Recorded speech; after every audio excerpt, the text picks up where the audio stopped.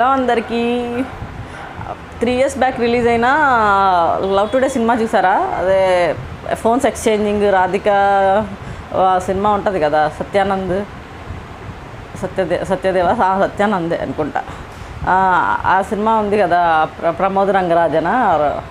ఆ సినిమా చూసారా? ఆ సినిమా చూసినప్పుడు ఎంతమంది కనెక్ట్ అయ్యారు, ఎంతమందికి రిలేటబుల్గా అనిపించింది ఆ సినిమా అంటే మన లైఫ్లో కూడా ఎక్కడో జరిగిందిరా అనిపించేంతలా ఎవరైనా కనెక్ట్ అయ్యారా? కానీ నిజంగా సినిమా మంచి ఇది ఉంటుంది కదా, చాలా ఫన్నీగా ఉంటుంది. అట్ ది సేమ్ టైము ఎంతో కొంత సినిమాలో మ్యాటర్ ఉంది అంటే అది మనకి రిలేటబుల్గా ఉంది అని అనిపిస్తుంది కదా, డెఫినెట్గా అనిపిస్తుంది. అంటే నాకు తెలిసి ఈ జనరేషన్ కిడ్స్కి, నెక్స్ట్ 90s లేకపోయినా 2K కిడ్స్కి ఇప్పుడు జనరేషన్ కిడ్స్కి అనిపిస్తుంది గ్యారంటీగా. సినిమా మాత్రం అంటే అప్పుడు సినిమా ఇప్పటి గురించి ఎందుకు మాట్లాడడం అంటే, జనరల్గా ఆ సినిమాని బేస్ చేసుకుని ఇప్పుడు మనం కొన్ని అదే రియల్ లైఫ్కి సంబంధించిన మ్యాటర్స్ మాట్లాడుకుందాం. అంటే ఏంటంటే ఫోన్స్ ఎక్స్చేంజ్ వల్ల జరిగే లాభాలు ఏముంటాయో నాకు తెలియదు, కానీ అన్నీ నష్టాలే ఉంటాయి. నష్టాలు ఉంటాయంటే మనం ఏదో తప్పు చేస్తున్నాం అని కాదు. బేసిక్గా అమ్మాయిలు ఉంటారు, అమ్మాయిలకి ఇన్స్టాగ్రాము, ఫేస్బుక్ ఇలాంటి అకౌంట్లు ఉంటాయి.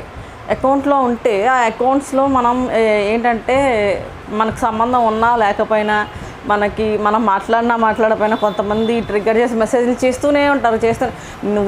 నువ్వు రిప్లై ఇవ్వకపో, నీకు గుడ్ మార్నింగ్లు, గుడ్ నైట్లు, గుడ్ ఆఫ్టర్నూన్లు, భోంచేసి అవ్వాలి, నీకు సంబంధం లేకుండానే వచ్చి పడుతూ ఉంటాయి. నువ్వు రిప్లై ఇవ్వకపోయినా సరే వాళ్ళు డైలీ చేస్తూనే ఉంటారు.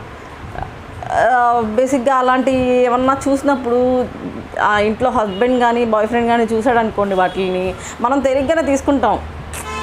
అంటే ఏంటంటే బేసిక్గా ఈ సొసైటీలో అబ్బాయిలు ఎలా బిహేవ్ చేస్తారో మనకు తెలుసు కాబట్టి మనం దాన్ని పెద్దగా సీరియస్గా తీసుకోము.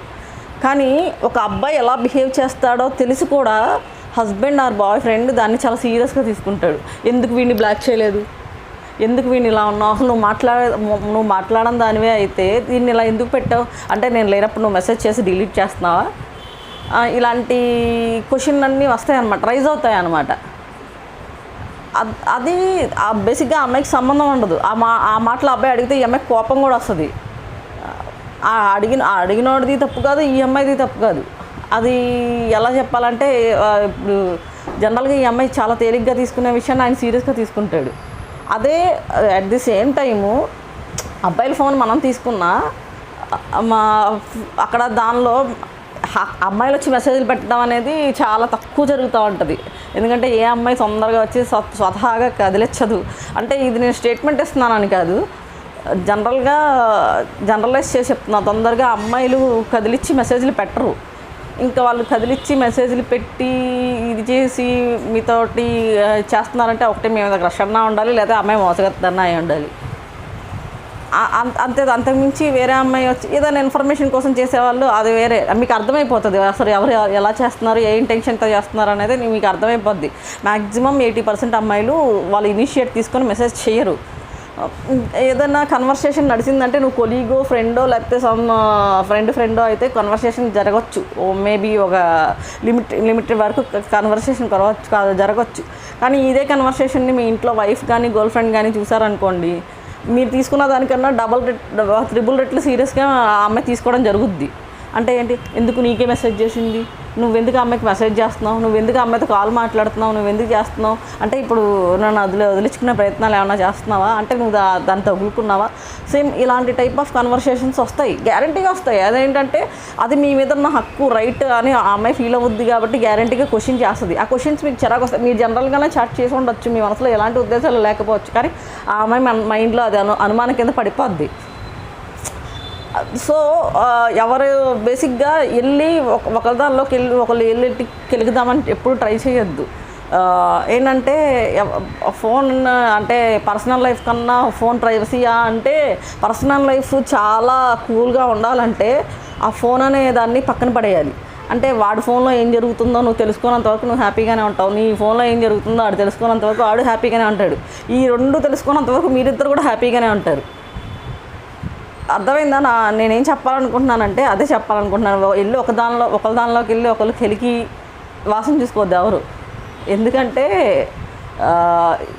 లిమిటేషన్స్ ఎంతవరకు అంతవరకే. మన అనుమానాన్ని దారి తీసే ఏ పని అయినా సరే మనం చెయ్యకపోవడమే బెటర్. ఎందుకంటే సాఫీగా జరుగుతున్న లైఫ్లో మనమే వెళ్ళి అంటే అతను కానీ ఆ అమ్మాయి కానీ క్యాజువల్గానే మెసేజ్ పెట్టుండొచ్చు, కానీ మన ఆడబుద్ధి పాడుబుద్ధి వదలదు. గ్యారంటీగా వాడిని ట్రిగ్గర్ చేస్తూనే ఉంటాం, మనం అనుమానిస్తూనే ఉంటాం. సో దానివల్ల లేనిపోని తగాదాలు మనమే తెచ్చిపెట్టుకున్నాం అవుతాం ఒకటి. రెండోది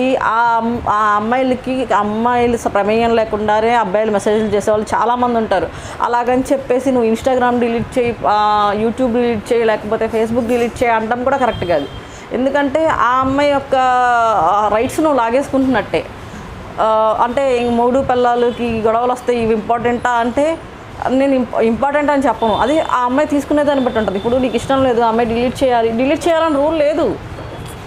వాస్తవానికి అది ఆ అమ్మాయి సెల్ఫ్ రెస్పెక్ట్కి సంబంధించింది. ఆ అమ్మాయి సరే నాకన్నా నా హస్బెండే ఇంపార్టెంట్ అని డిలీట్ చేస్తుంది. లేదనుకో చెయ్యనప్పుడు మీ ఆ అమ్మాయి ఏం చెయ్యకపోయినా మీ మైండ్లో రకరకాల డౌట్లు ఫామ్ అవుతూ ఉంటాయి. ఎందుకు చేయను అంటుంది, అసలు ఎందుకు చేయాలి నువ్వు వెళ్ళి ఎందుకు ఆ అమ్మాయి ఫోన్ కెలికి ఆడెవడో మెసేజ్లు పెడుతుంది, దానికి ఆ అమ్మాయిని ఎందుకు కారణం చేస్తున్నావు, ఎందుకు డిలీట్ చేయాలి? ఇప్పుడు విషయం ఏంటంటే డిలీట్ చేసుకుంటా పోవాలంటే ఆ అమ్మాయి రోజు డిలీట్ చేస్తూనే కూర్చోవాలి. అంతమంది మెసేజ్లు పెడతారు అమ్మాయిలకి. ఏస్తో సంబంధం లేకుండా నీకు 20 ఏళ్ళు ఉన్నాయి, 17 ఏళ్ళు ఉన్నాయి, 12 ఏళ్ళు ఉన్నాయి, ఏస్తో సంబంధం లేకుండా 12 ఏళ్ళ దగ్గర నుంచి మొదలు పెట్టుకుని 70 ఏళ్ళ వరకు ఏస్తో సంబంధం లేకుండా అమ్మాయి అయితే చాలా మెసేజ్ పెట్టేవాళ్ళు ఎంతమంది ఉన్నారు. రోజు డిలీట్ చేయడం స్టార్ట్, రోజు బ్లాక్ చేసుకుంటూ కూర్చోవాలని చేసి అదే ఇగ్నోర్ చేస్తుంది. జస్ట్ నువ్వు కూడా ఇగ్నోర్ చేసేయి. అంతేగాని ఏదో ఫ్రెండ్లీగా ఉన్నట్టు నటించి ఆ అమ్మాయి ఫోన్కి వెళ్ళి అనుమానాలు తెచ్చుకో మాకు. నువ్వు కూడా ఎట్ ది సేమ్ టైం అమ్మాయిలు మీకు కూడా అదే మీతో ఎలా ఉంటున్నారు అనేది చూసుకొని తప్ప వాళ్ళ ఫోన్లో ఏం జరుగుతుందని చూసుకుంటున్నారంటే మీ మనశ్శాంతి డెఫినెట్గా పోగొట్టుకునే వెళ్తారు. నేను ఇది ఖచ్చితంగా చెప్తున్నాను. బేసిక్గా ఎంతవరకు దూరాలో అంతవరకే దూరండి, అంతకుమించి దూరి అనవసరంగా మీ మనశ్శాంతులు మాత్రమే చెడగొట్టుకోవద్దు దయచేసి.